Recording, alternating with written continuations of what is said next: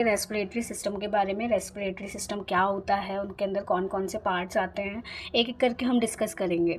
सो respiratory system basically हम सांस लेते हैं जिसमें हमारे लंग्स आते हैं, ठीक है। हम जहाँ से बोल रहे हैं वॉइस बॉक्स आता है, विंड पाइप आता है, नेज़ल यानी कि नोज़ आती है।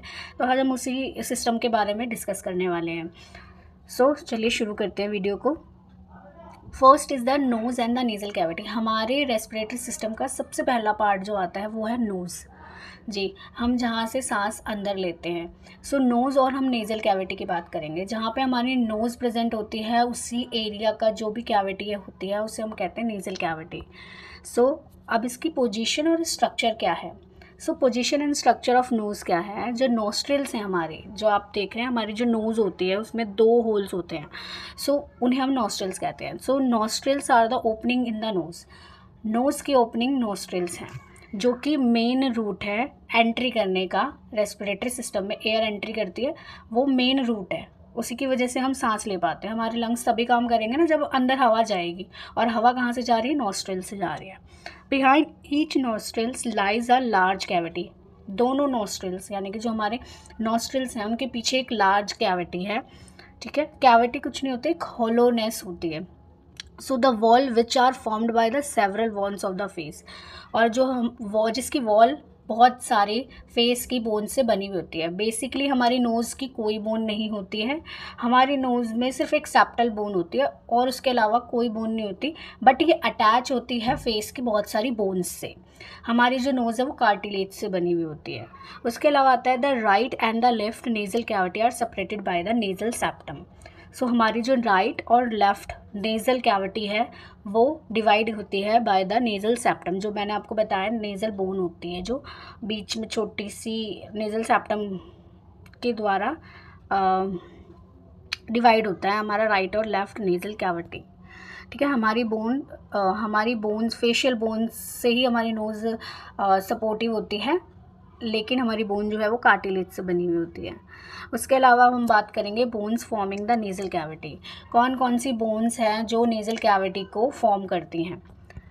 So this is the structures of the nasal septum. हम इसमें पढ़ेंगे, इसमें सारी चीज़ें हैं।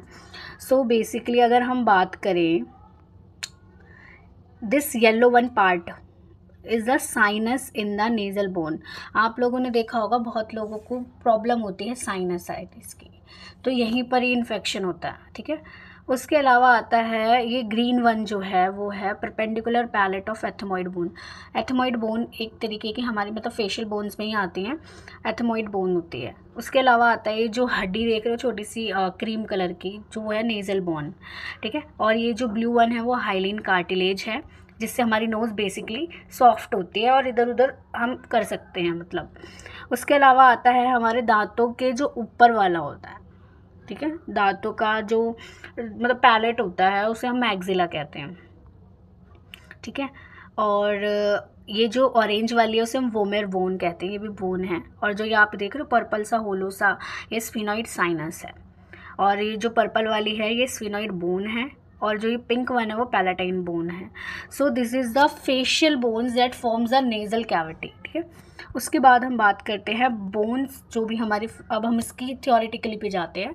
सो रूफ जो है वो नोज़ का जो रूफ है वो बना होता है सिबिफॉर्म पैलेट, और सिबिफॉर्म पैलेट जो होती है वो एथमॉइड बोन का और स्पिनॉइड बोन में होती है, तो उससे फॉर्म्ड होती है हमारी नोज़ की रूफ। उसके बाद आता है frontal bones and the nasal bones होती है। फ्रंटल बोन्स और नेज़ल बोन्स से मिलकर बनता है। उसके अलावा the floor formed by the roof of the mouth, मतलब जो नोज़ नेज़ल कैविटी का जो फ्लोर है वो किससे बनता है, रूफ ऑफ द माउथ। जो हमारा माउथ का ऊपर वाला हिस्सा है उससे उसका बेस बना हुआ है हमारी नेज़ल कैविटी का, जिसके अंदर हार्ड पैलेट होती है, ठीक है, in front of the soft palate, ठीक है। उसके बाद आता है the hard palate is composed with the maxilla and the palatine bone. जो हार्ड पैलेट होता है वो किससे बना हुआ होता है, मैक्सिला जो कि हमारी बोन होती है मुंह की, और पैलेटाइन बोन से, ठीक है।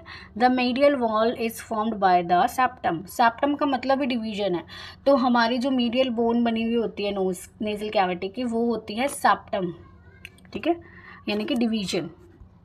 उसके बाद हम बात करेंगे respiratory function of the nose. Nose का क्या काम है भाई, मतलब क्यों है नोज़ हमारी, क्या काम है उसका रेस्पिरेटरी सिस्टम में, तो हम उसके बारे में बात करेंगे।